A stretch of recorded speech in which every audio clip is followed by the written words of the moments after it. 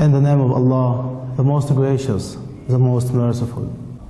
So to start off, my dear brothers and sisters, the linguistic meaning of the term Sharia is a non-exhaustive source of water from which people satisfy their thirst. As water is the fundamental basis for life, the Islamic laws are an essential source for guiding human life. Islamically, Sharia is composed of all the rulings and injunctions derived from the legislative sources of Islam. The Islamic Sharia, the Islamic rulings and injunctions cover every aspect of the human life on the individual level or the institutional level. One of the terms closely related to the term Sharia is Hukm Shar'i or Sharia ruling.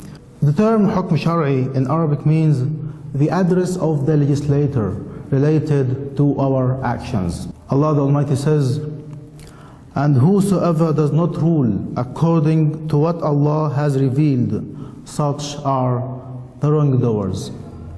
Sadaq Allahu al-Azim. Accordingly, the definition of Hukm Shar'i can be as the following. It is the address of the legislator related to our actions as to what to do and what not to do. So please, my dear brothers and sisters, listen closely to this.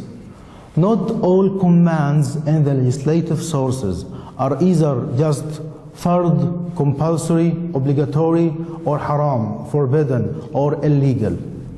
So the good news is that actually there are types of Hukm Shar'i.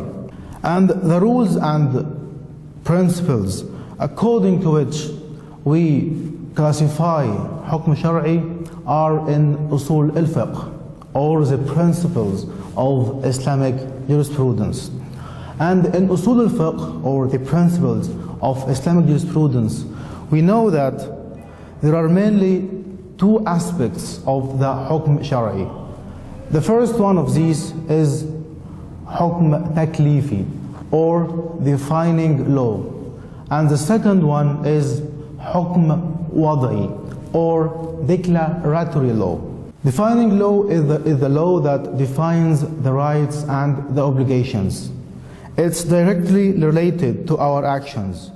And according to the majority of the madahib, or according to the majority of the Islamic schools of thought, can be divided into categories. The first one of these categories is fard, or compulsory, or obligatory. If the command in one of the Islamic sources of legislation to do an action is decisive and emphatic, then it's fard, it's obligatory.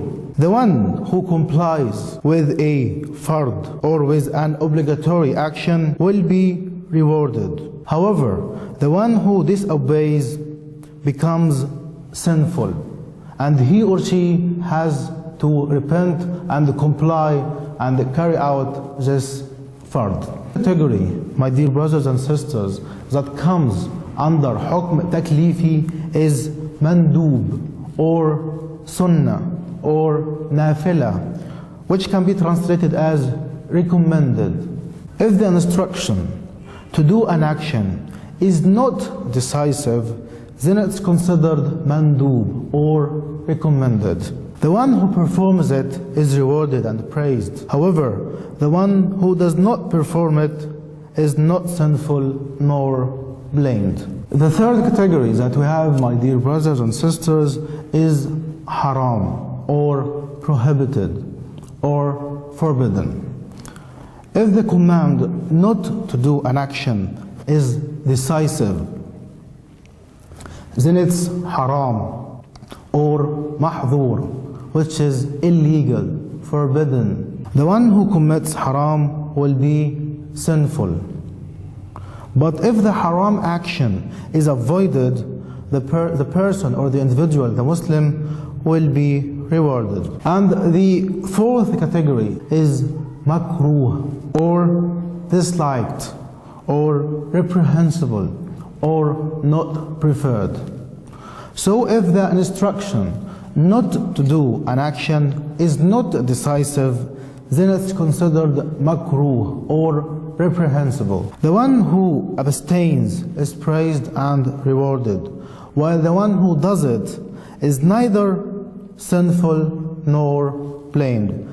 And the fifth and the last category, my dear brothers and sisters, that we have is mubah or permissible. If the choice to do or not to do an action is left up to the person, whether to do it or not to do it, then it's mubah or permissible. So a mubah act is an act that's permissible, no sins and no reward. However, it's very important in this context to highlight the fact that if the intention of the individual with doing this thing is to get closer to Allah the Almighty, he or she will be rewarded for doing this permissible or mubah action.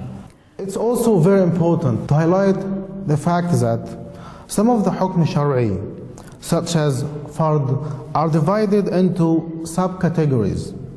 For example, fard is divided into fard al-ayn, or individual obligation, which is obligatory on every single Muslim, whether a man or a woman. And also we have fard al-kifaya, which can be translated as societal obligation, or a communal or a collective obligation. Fard al-ayn is obligatory on every single Muslim, whether a man or a woman, such as praying 5 times a day. On the other hand, fard al-kifaya, which is societal obligation, is obligatory in the whole Muslim ummah. If a portion of the ummah fulfills this task, then this relieves the duty from the rest of the Muslims. However, if this obligation is not carried out, the whole ummah will be sinful and will be held accountable for this. And it's very important to mention that the ones who get the reward for doing this duty will be the ones who actually carried out this obligation. In conclusion, my dear brothers and sisters, we can clearly see how beautiful, open-minded, mature, comprehensive and conclusive Islamic Sharia is. May Allah's peace, mercy and blessings be upon you.